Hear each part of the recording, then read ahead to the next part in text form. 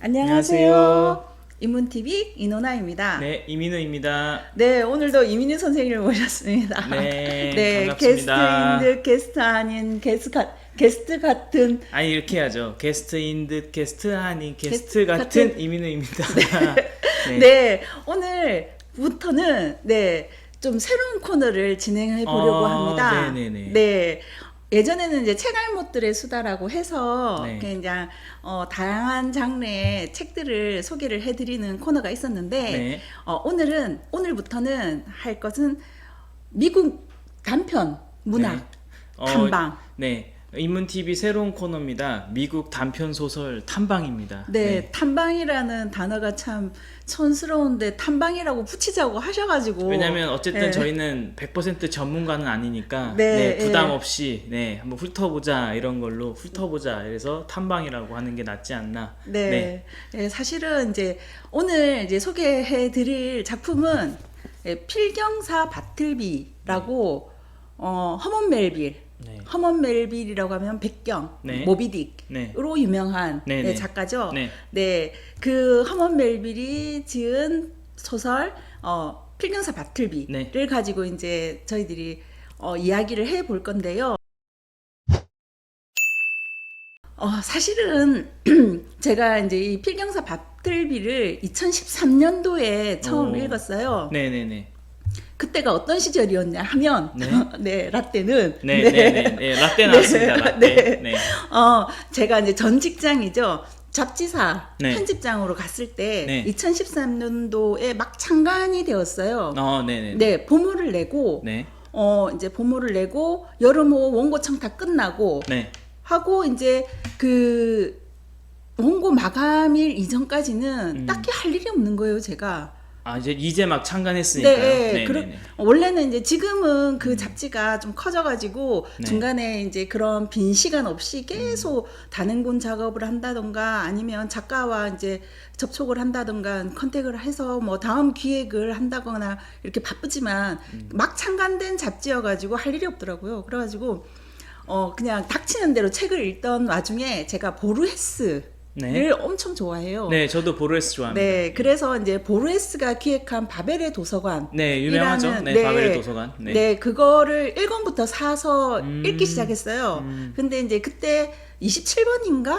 쯤에 필경사 바틀비가 나오는데 허먼 멜빌 하면 저는 모비딕밖에 몰랐거든요. 제일 유명하죠, 백경. 네, 네. 그래가지고 이거 뭐야?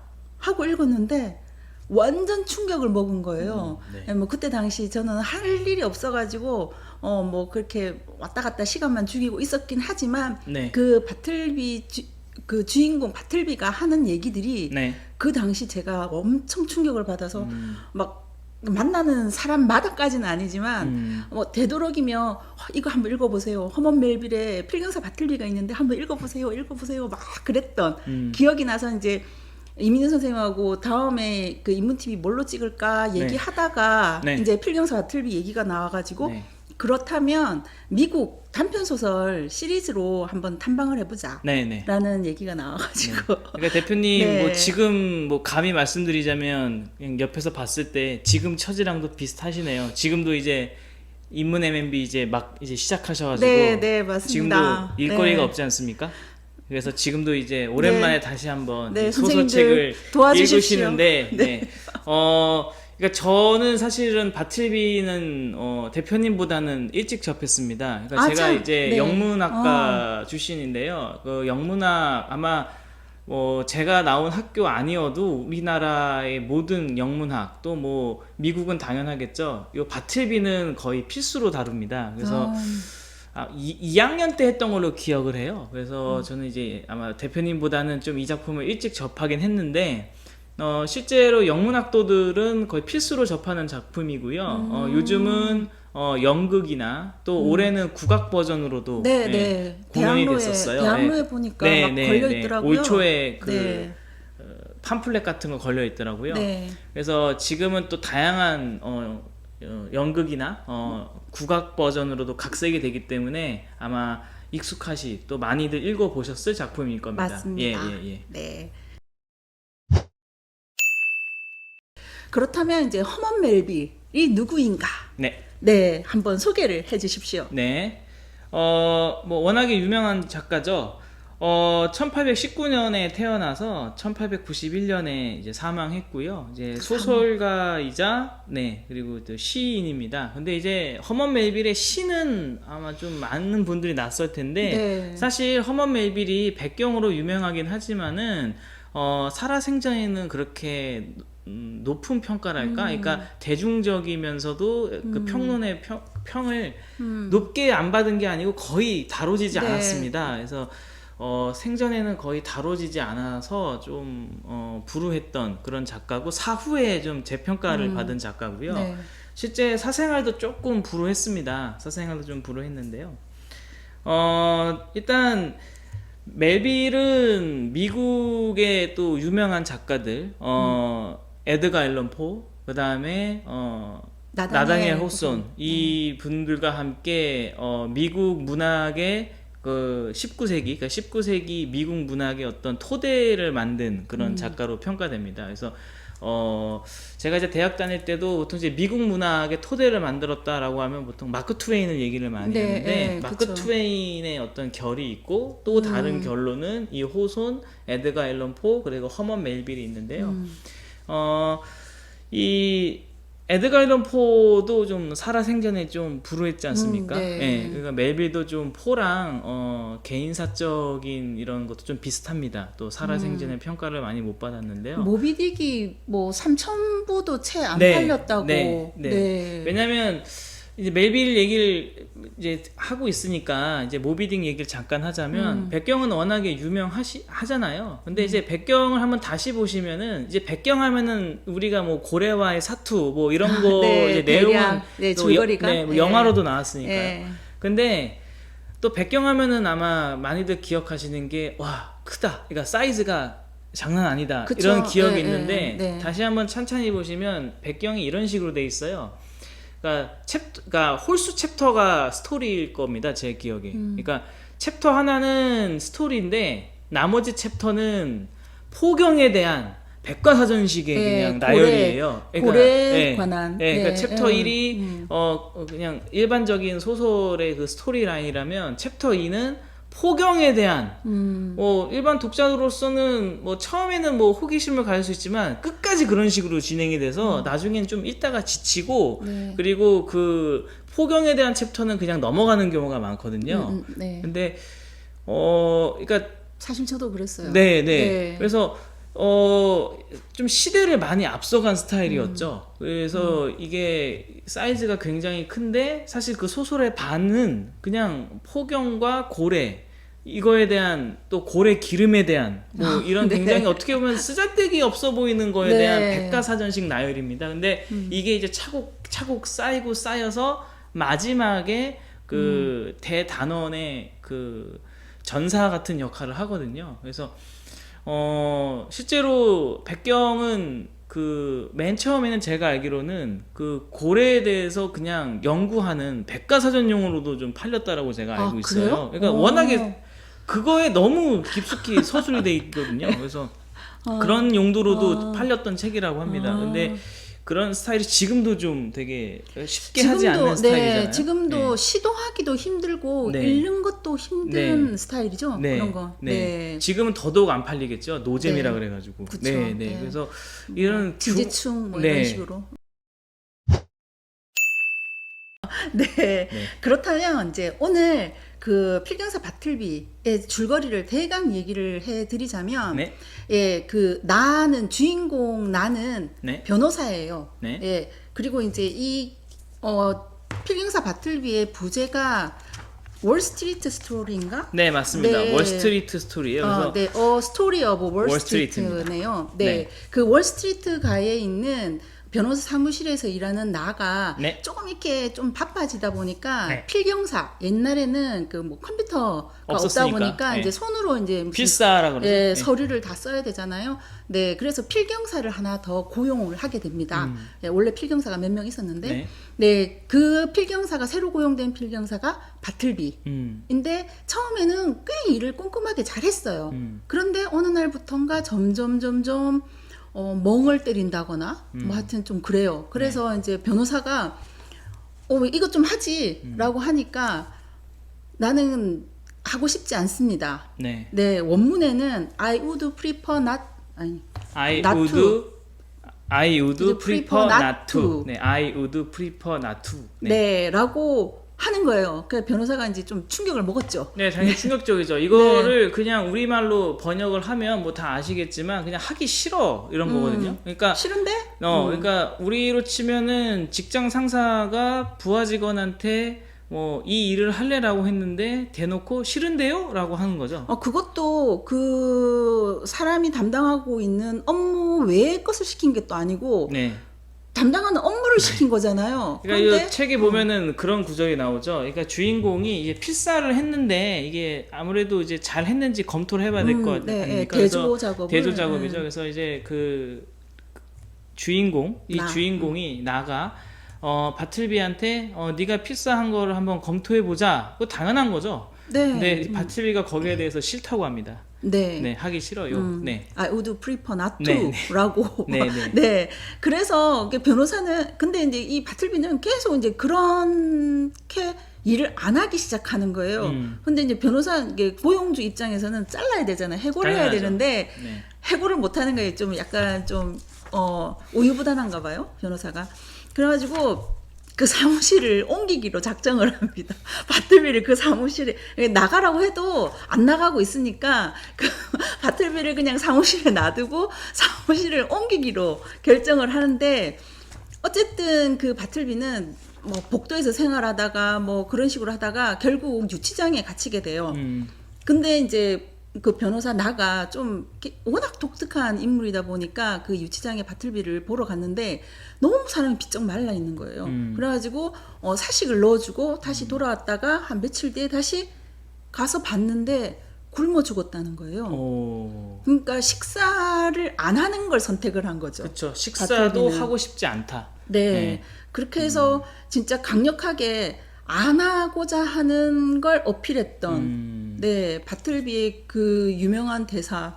I 네. would prefer not to. 네, 그러니까 안 하는 편. 안 하는 것에 대한 권리라는 네, 거죠. 네. 안 하는 것에 네, 대한. 그 이후에 이제 소설 뒤쪽에 이제 바틀비가 왜 그런 선택을 했을까라는 추측을 네. 하는 장면이 나오기는 하는데 네. 그 이제 좀 긴데 그거를 얘기를 해주셔야 됩니다. 일단은 그 네. 얘기를 해주셔야 어떻게 이제 선생님들께서는 만약에 이 작품을 안 접해 보신 분들은 좀 뭐지 뭐 이상한 사이콘가라고 할 수 있는데 네. 그 이유는 맨 마지막에 나오죠. 네, 그 바틀비가 필경사로 고용되기 이전에 네. 분실물 뭐지? 수치인불명이죠. 수치인불명 편지를 반송을 해야 되는데 반송 못하는 그 수치인불명 우편을 처리하는 사무실에서 일을 한 거예요. 네. 그걸 원문으로는 데드레터 오피스라고 네, 하네요. 수치인불명 우편물을 데드레더라고 합니다. 네, 근데 이제 옛날에는 1800년대 후반에는 그 편지로 중요한 물품이나 뭐 이런 보석 그리고 이제 뭐 그런 것들이 들어있어서 그때는 그거밖에 없으니까요. 네, 뭐 네. 그래서 이제 그거를 다 뜯어보고 확인하는 작업을 반드시 하고 소각하는 처리를 거쳤는데 그 확인하는 작업에서 얼마나 많은 안타까운 사연들, 그렇죠. 진짜 그 인간 세상의 모든 이야기들이 다 들어있었을 것 같아요. 수치인불명이라고 하면 당연히 그 아무래도 상대적으로 수치인불명되는 그 우편의 특성상 그 내용물이 썩 유쾌하지 않을 네, 가능성이 크죠. 되게 비참하고 뭐. 예. 그래서 이제 그러한 것들의 영향을 받은 것이 아닐까라고 네. 하면서 그 변호사인 나가 탄식을 하는데 바틀비요, 인간이요 이렇게 라고 하고 네. 그게 제일 마지막 문장이에요. 네. 근데 네. 그 원문에서는 그 인간이요 부분이 휴머니티, 네. 휴먼 빙이 아니고 휴머니티더라고요. 그 번역의 원문에 대한 얘기는 제가 네. 이제 대학 다닐 때 그걸 이제 교수님한테도 들었고 네. 또 저희 동기들이나 선배들 또 후배들이 이제 발표했던 거를 이제 토대로 말씀드리겠습니다. 네, 지금 그 일단 이 바틀비가 이제 원문으로 봤을 때요. 일단 아까 얘기하셨던 맨 마지막이 바틀비 인간이요. 그 인간이 휴먼 빙이나 휴먼으로 되어 있는 게 아니고 휴머니티로 되어 있으면 원문에서는 그러니까 휴먼이라고 할 때보다 더 생각할 수 있는 바운더리가 넓은 뉘앙스죠. 그리고 지금 그 수치인 불명 예전에서 사무실에서 일했다고 했잖아요. 근데 이제 그게 이제 데들레더인데 이 원문으로 봤을 때 한 가지 또 좀 재미났던 게, 또 실제 제가 수업 때 교수님과 학생들이 좀 이거 가지고 많이 얘기했던 게, 이 사무실 공간을 이제 묘사하는 장면이 우리나라 번역본에는 어떻게 되어 있냐면요. 월가에 이제 사무실이 있었고, 뭐 사무실 한쪽 끝은 건물 꼭대기에서 밑바닥까지 관통하는 널찍한 뭐 채광 이런 창, 그쪽에 뭐 흰 벽을 마주하고 있었다, 이렇게 묘사가 있는데, 그 다음에 이렇게 돼 있어요.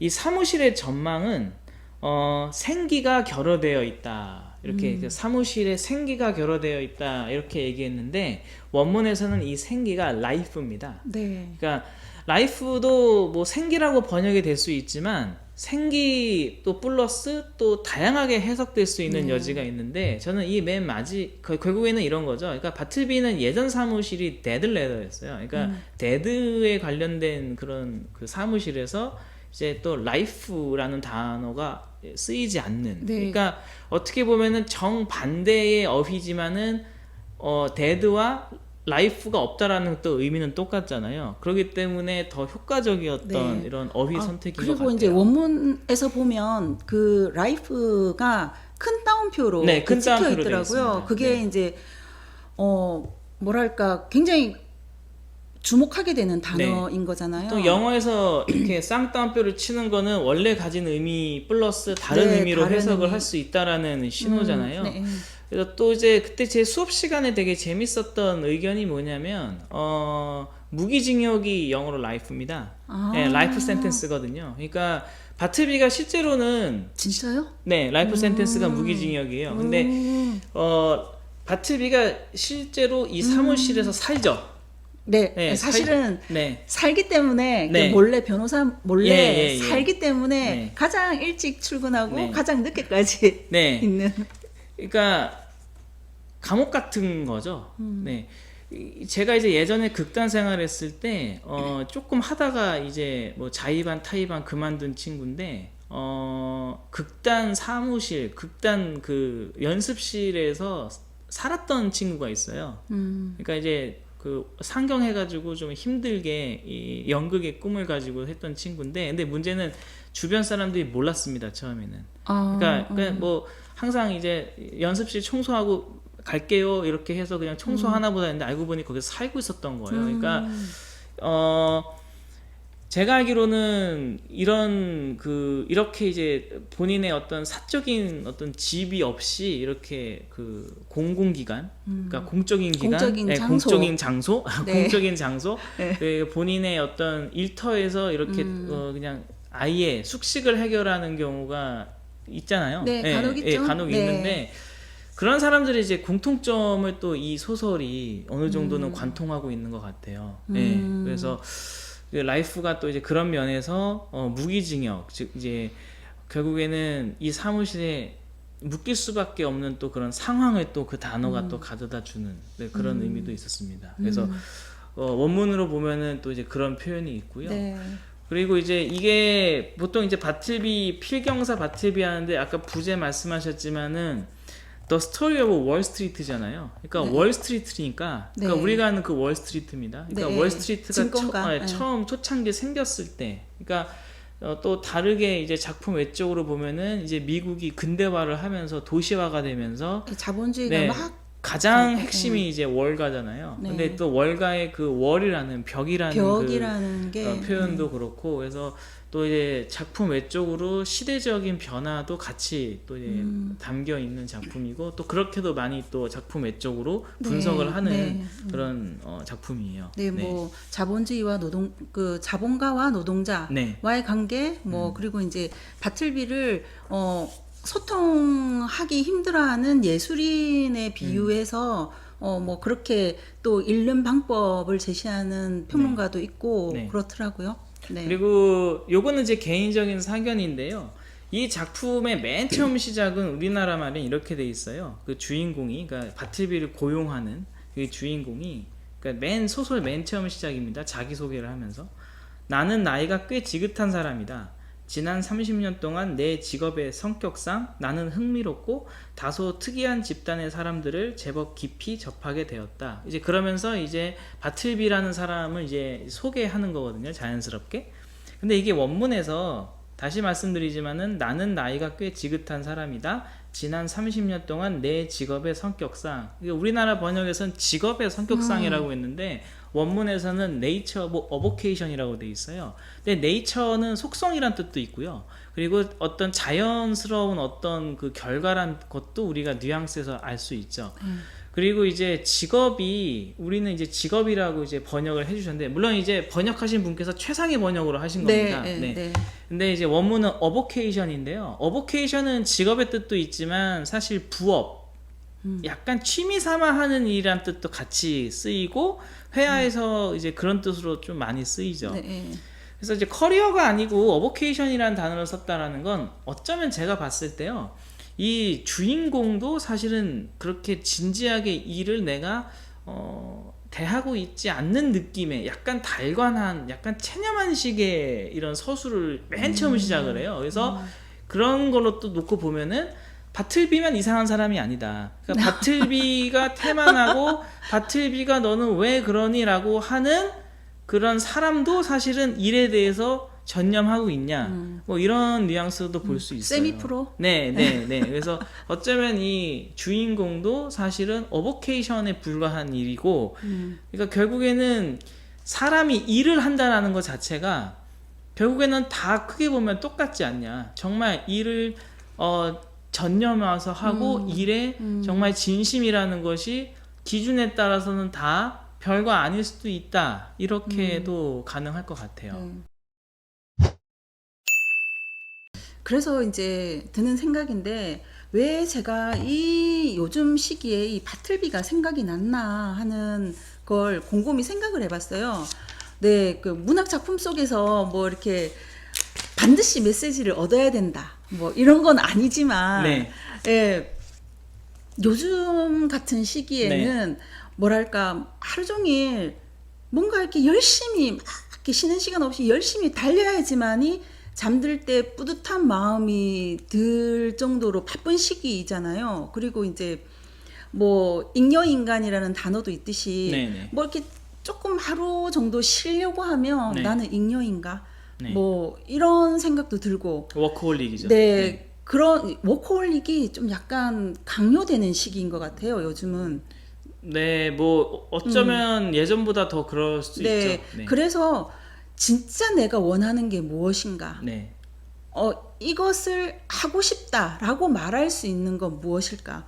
그리고 그렇게 하기 위해서는 이것은 안 하고 싶어요라고 말할 수 있는 용기 또한 필요한 시기가 아닌가라는 생각이 뭐 이렇게 애써 의미를 찾자요. 그렇게 안 찾아봤어요.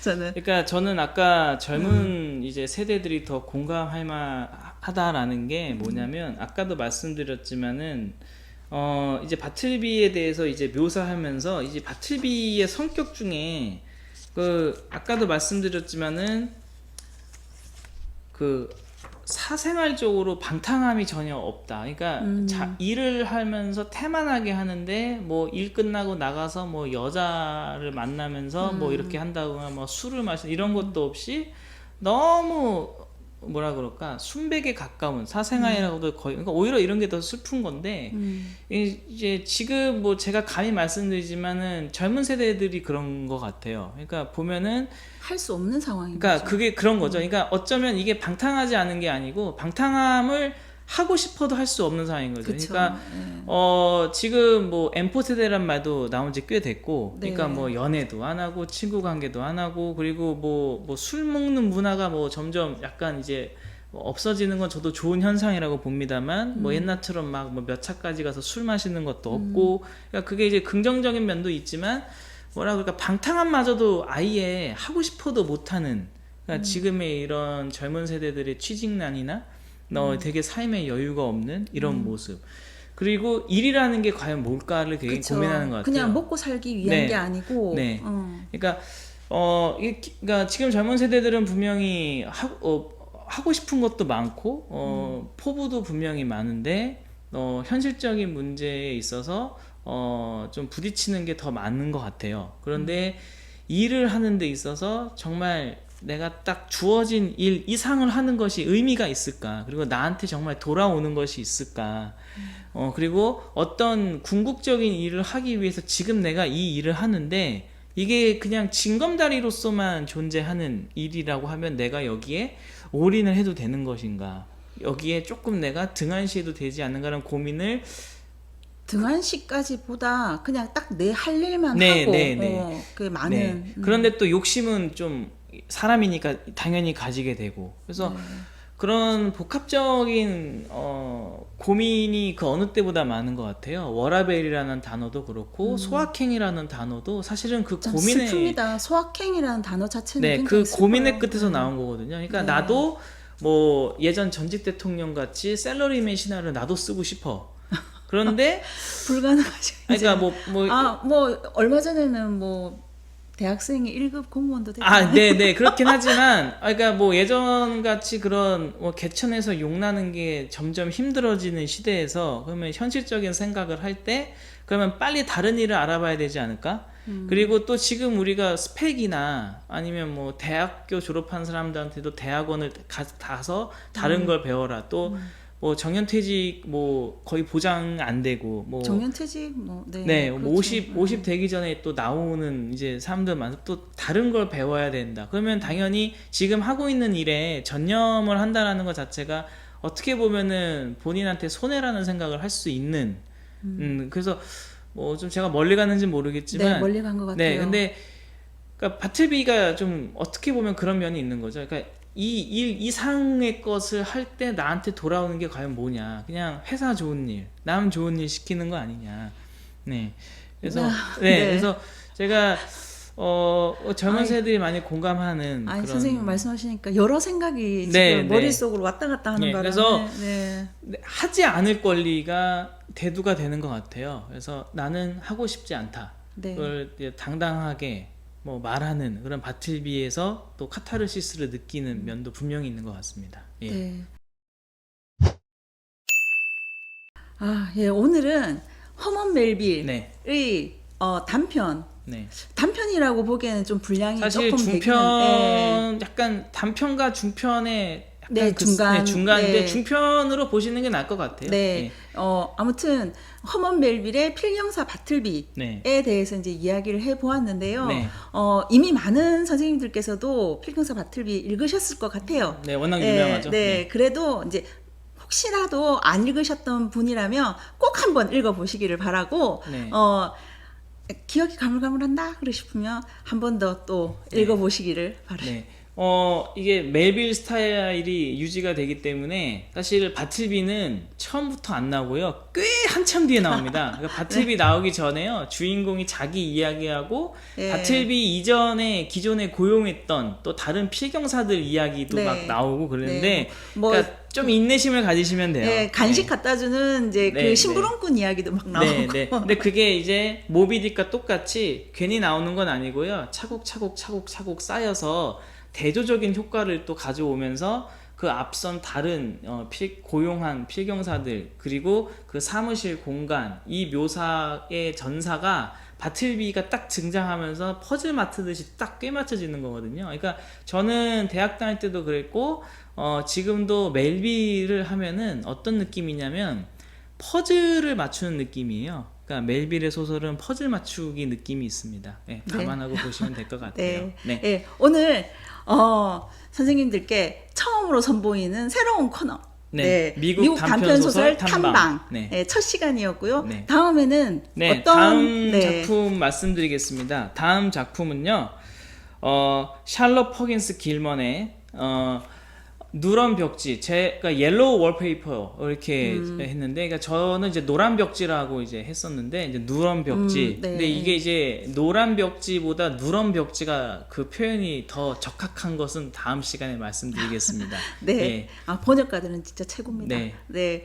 그러면 다음 시간에 또 재밌는 그 누런 벽지로 네. 얼마나 충격적일지 네. 선생님들과 한번 이야기를 나눠보도록 하고요. 네. 오늘은 여기까지 하겠습니다. 네. 구독과 좋아요, 알림 설정, 댓글까지 저희에게 힘이 됩니다. 감사합니다.